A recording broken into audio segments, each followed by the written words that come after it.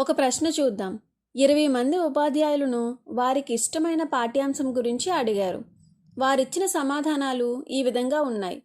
ఒకటేంటి, భాష లాంగ్వేజ్ 7, చరిత్ర హిస్టరీ 3, జామెట్రీ 9 మంది, అలాగే రసాయన శాస్త్రం కెమిస్ట్రీ 1 మరియు భౌతిక శాస్త్రం ఫిజిక్స్ 0. ఇప్పుడు ఈ దత్తాంశాన్ని ఆధారంగా తీసుకొని ఒక కమ్మీ రేఖాచిత్రంని గీయాలి. సాధన చూద్దాం. దీనికోసం ముందుగా మనం x అక్షం y అక్షం తీసుకుందాం.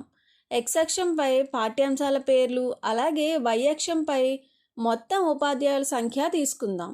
విషయం ఏమేమి ఉన్నాయి మనకి? భౌతిక శాస్త్రం, రసాయన శాస్త్రం, జ్యామితి, చరిత్ర మరియు భాష. ఇప్పుడు మనం ఏం చేద్దాము? ఇచ్చిన సంఖ్యను బట్టి ఒక్కొక్కటి ఎంతవరకు ఉందో అంతవరకు మనం పొడిగించుకుంటూ వెళ్దాం. ఇప్పుడు మొదటిగా తీసుకుంటే భౌతిక శాస్త్రం ఏముంది? 0. అంటే అక్కడ ఏమీ లేదు కాబట్టి ఏమవుతుంది? అది 0. ఇక్కడ మనం ఎటువంటి స్తంభాలను గీయం.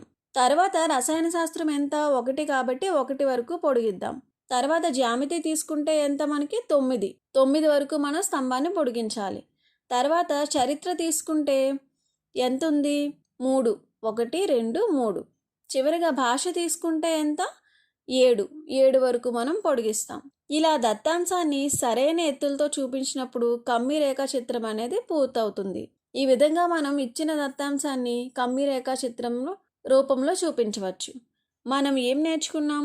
సేకరించిన దత్తాంశాన్ని కమ్మీ రేఖాచిత్రంగా చూపించవచ్చు. అది ఎలాగా? ప్రతి వర్గానికి అనుగుణంగా స్తంభం ఎత్తును నిర్ణయించాలి. మనం శూన్య విలువ ఉన్నప్పుడు అక్కడ ఎటువంటి స్తంభము ఉండదు. అలాగే ఈ కమ్మీ చిత్రంలో సరైన ప్రదర్శన ద్వారా దత్తాంశాన్ని మనం సులభంగా అర్థం చేసుకోవచ్చు. ఉదాహరణకి ఇక్కడ చూసినట్లయితే 9 చూసినప్పుడు మనకి ఏం తెలుస్తుంది?